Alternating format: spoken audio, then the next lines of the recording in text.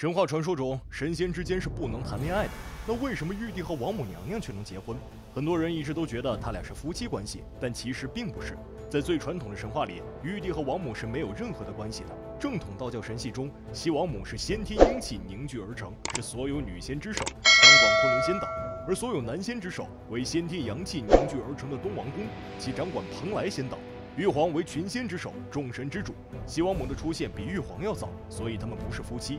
只有中国民间的故事和小说才认为玉皇大帝和王母娘娘是夫妻。7个公主是后世根据皇帝妻女杜撰出来的，早期的神话小说是没有了。当然了，说句题外话，都说天庭不能结婚是玉帝定下天条规定的，玉帝大于天条，当然可以结婚。道教认为玉皇为众神之王，在道教神阶中，修为境界不是最高，但是神权最大。玉皇上帝除统领天地人3界神灵之外，还管理宇宙万物的兴隆衰败、吉凶祸福。而其他神仙也不是不可以结婚，只要不在天庭任职，玉帝就无权拿天条管你。但自从封神之后，天庭是个香饽饽，除了远古大神和西方教的秃驴，3界中人莫不是削尖脑袋往里面钻。相比于成神之后的地位，爱情似乎便显得微不足道了。就连昔日威震3界的10大金乌被后羿射爆之后，也是想方设法的去天庭做神仙。2大金乌现在一正一负，分别担任正副财神，也算是修成了正果。可神仙也不是没有欲望的机器，他们最看重的就是人间香火。为了收敛香火，可谓是无所不用其极。横财神左道甚至跟瘟神合作，把人间祸害得乌烟瘴气，最后被正财神赵公明以大法力镇压。可事情远远没有结束，四方世界好巧不巧，正是玉帝与王母结为夫妇的神话世界。不仅如此，玉帝膝下除了7位公主，还有诸位太子在身旁。瘟神正是最受宠爱的小儿子，生性放荡不羁，最喜欢在人间搅风搅雨。因为有不讲道理的王母做后台，屡次3番逃脱封印，财神是一遍又一遍的前去镇压。而此方世界，玉帝都有儿子了，普通神仙也不可能不动凡心。财神手下有一大神，名曰进宝天尊，英俊潇洒，风流倜傥，时不时就去游戏人间，在花灯节上和女孩花姑暗生情愫，历经千难万阻，结为眷侣。财神除了偶尔犯点糊涂，还算是一个好。对于此事，也就睁一只眼闭一只眼。反正财神这一系的神仙都在人间驻扎，百年夫妻不过眨眼之间，也就任凭对方去了。不仅是进宝天尊，财神的另一大部将历世仙官也是动了凡心，跟夜游神互生情愫。平日里执行任务都是成双成对，财神眼不见心不烦，懒得管他们。而现在的当务之急是寻找瘟神，夜游神跟小仙女一起出动，期间一不小心就亲在一起。瘟神突然出现，哈哈大笑，被他抓住把柄了吧？这可是违反天条的大罪，只要稍一举报，财神等人都得吃不了兜着走。张天师正在南天门散步，忽然一面镜子飞了过来，定睛一看，不正是亲密无间的小仙女2人又是谁？瘟神光明正大过来嘲讽，张天师也挂不住面子，立马下凡找到财神兴师问罪。小仙女2人都露出马脚了，金宝天尊这个已经结为夫妇的更是危险，他跟花姑可都是入了洞房的，只要稍一用心探查，那是必然逃脱不了受惩罚的命运。财神等人均是发愁，瘟神只是略施小计，就把他们耍得团团转，这样下去还怎么造福百姓，还人间一个朗朗乾坤？花姑得知此事后伤心不已，他们好不容易才走到今天，可天庭只需要一句话就能把2人拆散。这个世界太残忍了，除非能站到3界的顶点，不然哪怕是仙人也要受气。谈个恋爱都这么麻烦，甚至还不如凡人。万世商行的老2最近人逢喜事精神爽，早年指腹为婚的未婚妻找上门来，眼看又是一段佳话，可偏偏遇见了瘟神，这可就不仅是晦气的程度了。瘟神出马不搞得你家破人亡，那都对不起自己的身份。未婚妻8娘前来投靠，可未过门的妻子住在一起有伤风化，他大哥想到了好主意，让8娘在杂货铺里帮忙，正好还能省一个人的工钱。另外自家人办事那更是放心，万2傻乎乎的就答应了。可他大哥可不是什么好东西，2人在一起很快就勾搭上了。别误会，万老大不是想抢弟弟的老婆，他为人很是专一，就是想一心一意的搞钱。和8娘合作是因为他的商业头脑也很发达，2人算是首尾相投，联手打通关系，在小小的县城里纵横睥睨，着实是发了一笔横财。这么好的信徒，横财神怎么能不前来指点一番呢？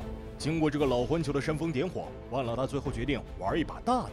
此事还需要借助老2的名声，兄弟2人一忠一奸，简直就是2个极端。城里的人都知道万老2是忠厚老实，所以用他的名义开办钱庄，众人都是纷纷前来捧场，显然是很信任老2。钱庄的生意逐渐红火，万老大2人也是大发横财。只要别人把钱存进来了，那最后归谁就不好说了。8娘也是穿金戴银，一改往日的风采。源源不断的金银入库可把他们给高兴坏了。但横财神怎么会只满足于眼前的利益呢？他利用迷魂香迷惑住万大和八娘，指示对方举办敛财的活动，将村民的积蓄全部掏空，这可就害苦了老二。要债的村民差点踏平他老家。其实八娘很爱万二，但架不住老大的蛊惑。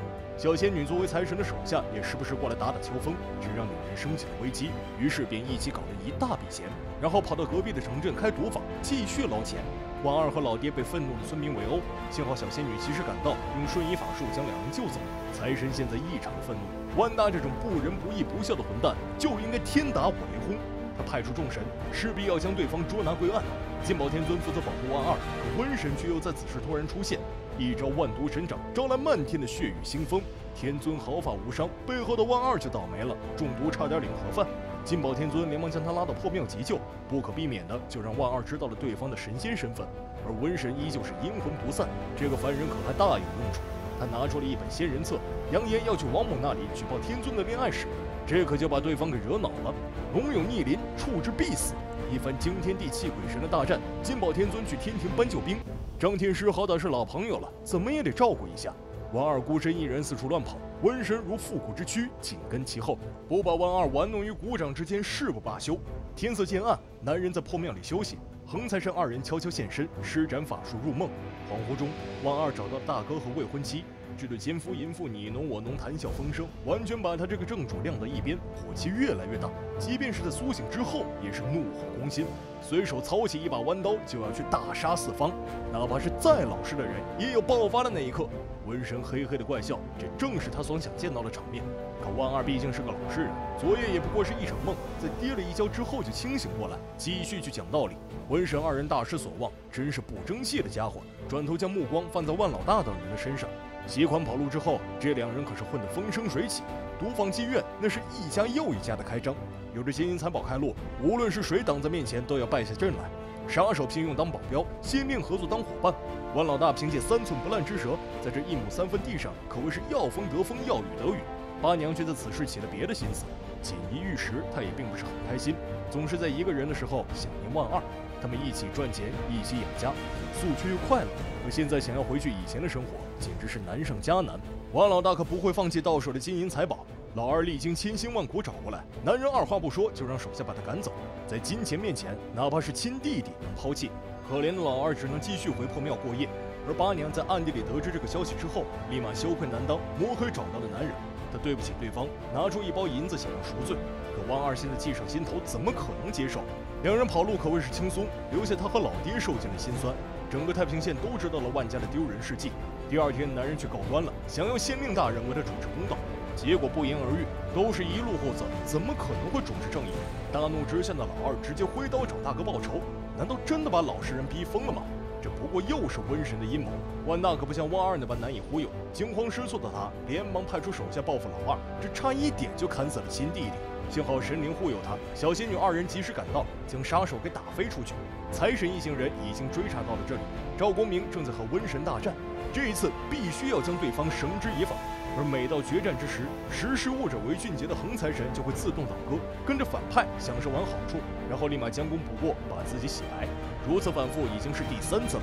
横财神屡试不爽，在众神仙的合力镇压之下，哪怕他是玉帝的儿子，也得乖乖就范。